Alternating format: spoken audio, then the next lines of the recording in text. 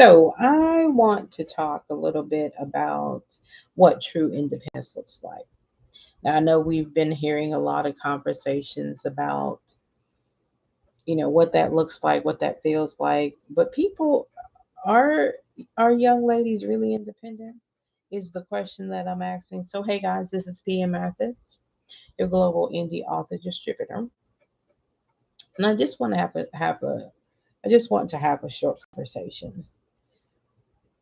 I'm not sure what I'm seeing in the world today. I'm a little bit disturbed and perturbed. Now, I don't want to just, get into this whole big conversation about what it looks like to depend on, say, the government or a man to take care of you as a woman, but I kind of do. I don't want to, make this about, a political conversation, but just about self reliance and not allowing yourself to find yourself in a position where you have to answer to or bow down to or subject yourself to situations and conversations that you don't want to have. Now, with that being said, there is there is an economic freedom. I mean, I know it might be a little bit touch and go, and it might be a little bit hard to see yourself past your current situation. But truly, there is light at the end of the tunnel. Me, myself, I know what it feels like to be a single mom, and I know what it looks like to have to fight to keep the lights on, to keep rent paid. I've had to make concessions. I've had to, call my landlord and just say, you know what? I don't have it, but I promise you I will have it by next week or a couple of weeks. Now, I didn't always know how I was going to make that happen. And sometimes I had to take out loans that then I had to pay back, or I maybe had to borrow money from somebody. But here's the key: when I borrowed it, I paid it back. It didn't matter who it was or how much it was. If I made a promise to somebody, then that's what I did.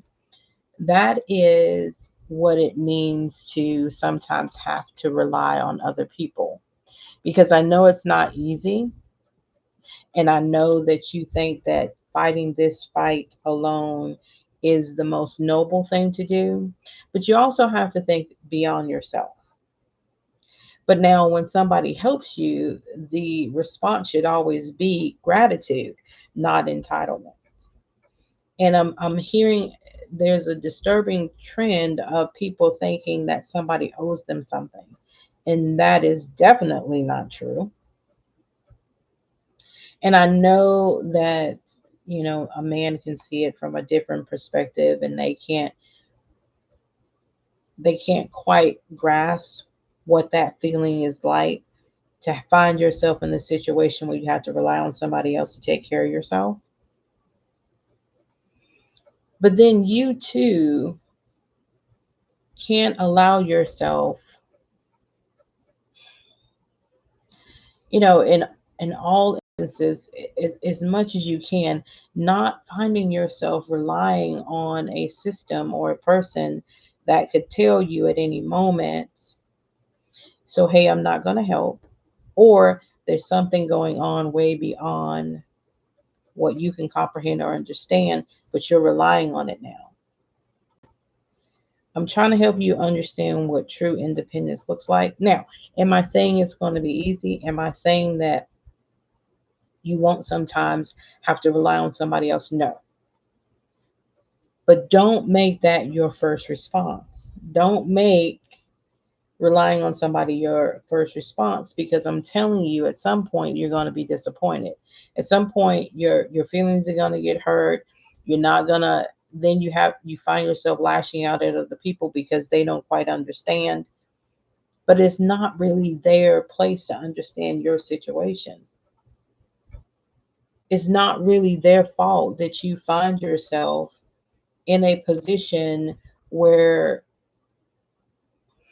you've made some choices that weren't necessarily the best choices, but now you find yourself in a position to need help. Now, I totally get it. I've needed help myself for a short period of time.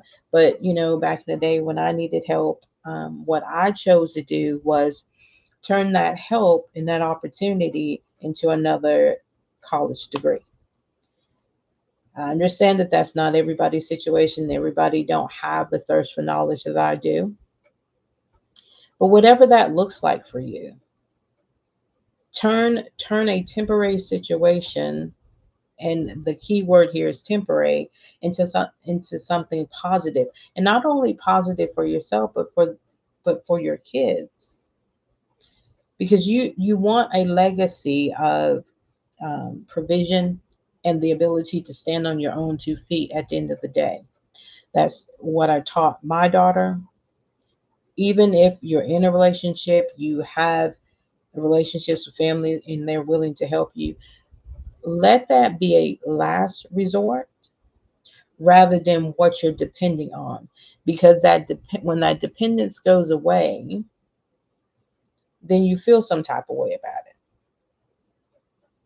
Now, over 50, I can look back and I can see, what was successful, how I found myself in certain situations every single year, because I do quite literally understand it's not easy trying to raise a child by yourself. Now, people might ask, well, where was the child's father? Well, he was living a lifestyle that I knew about before I made the decision to have a child with him. So I can't blame him, and I can't blame the world. I can look at myself and check myself. Now, I'm never one that's going to downplay who I am or the decisions that I made. Now, I can always be transparent and say that they weren't always the best decisions. But here's what I will tell you, and definitely if you're raising a daughter, because this is truly important to me, because our mental capacity to be able to handle challenges and do it successfully in front of our children is extremely important to me, because it's becoming mean and angry and nasty and bitter because somebody don't understand your situation or they don't want to help you. That should not be your first go-to move.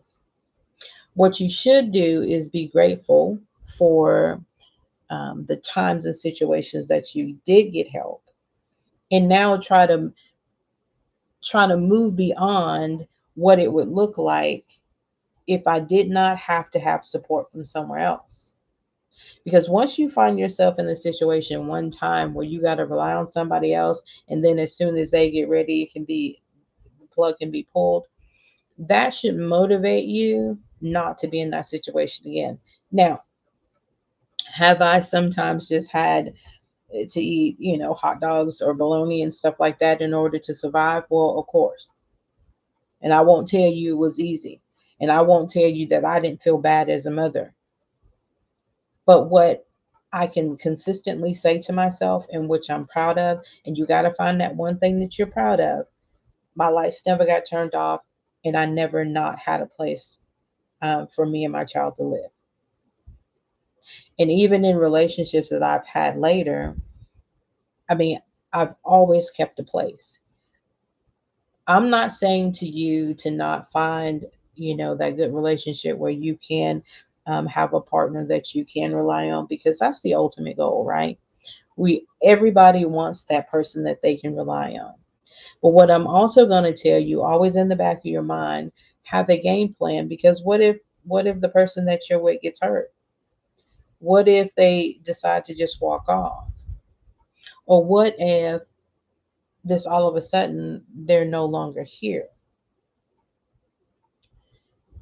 You can't let grief and disappointment and despair and offense cause you to lose your way. Should nothing in this world ever break you down, and if you're feeling some type of way about it, get in private and deal with the emotions. Please stop putting every single conversation and every single thought on the internet. And stop bragging about things that other people are being forced to do for you, not that they're doing it, all the time out of the kindness of their heart. Now, all of us want to be able to be generous, but just like you, I've been a single mom. So when you are expecting something from somebody and then not being grateful, well, it pisses people off. I'm, I'm just going to be honest. So always be humbled in your receiving of a thing. Because if you're not adding to that system, if you're not the one that's um, giving a big, huge portion to it, then by God, just be grateful and be humbled. I mean, I'm very disappointed in what I'm seeing in my young ladies, my young sisters, my young um, nieces or whatever, however you want to put it.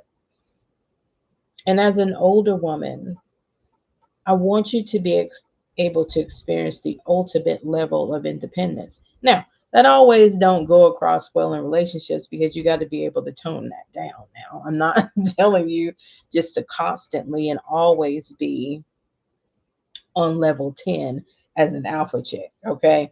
Because, if you're trying to get into a relationship, men don't really like that. I had to struggle, what I'm saying, in relationships in that lane because I was so independent. And if you're not going to do it, I'm not going to keep talking to you about it. I'm going to get up and handle it myself. And sometimes, the man in my relationship wasn't appreciative of that. And I mean, I did have some struggles. And I'm by myself right now because it's a choice. And by when I say it's a choice, it's because I don't rely on anybody else to make my rent to keep my lights on. And I have been, let go from companies. I've been laid off. I've been let go because child care. I was getting help with child care and I could not work overtime. So I've experienced a lot of things. I've had a lot of jobs, and where I'm currently at now in this 50 plus life, I'm not ready for retirement yet. But right now, I hope that I can be a voice of reason because you know, my daughter is grown and she'll be 30 her birthday.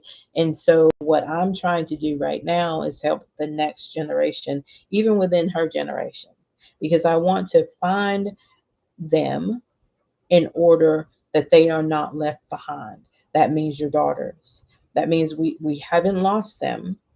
We don't want to lose them. We want to give them the tools and the wisdom to keep moving forward, to be independent when and where it's necessary. Also, give them the tools to rely on somebody else, to be gracious and to be grateful that somebody's willing to help them, and how that looks like in a relationship.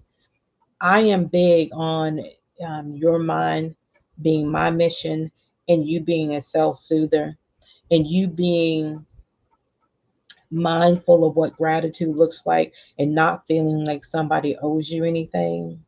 And I hope that this little conversation gives you the ability to understand that you hold the power in your life. Validation is not needed, it's not necessary when you know who you are and what you bring to the table.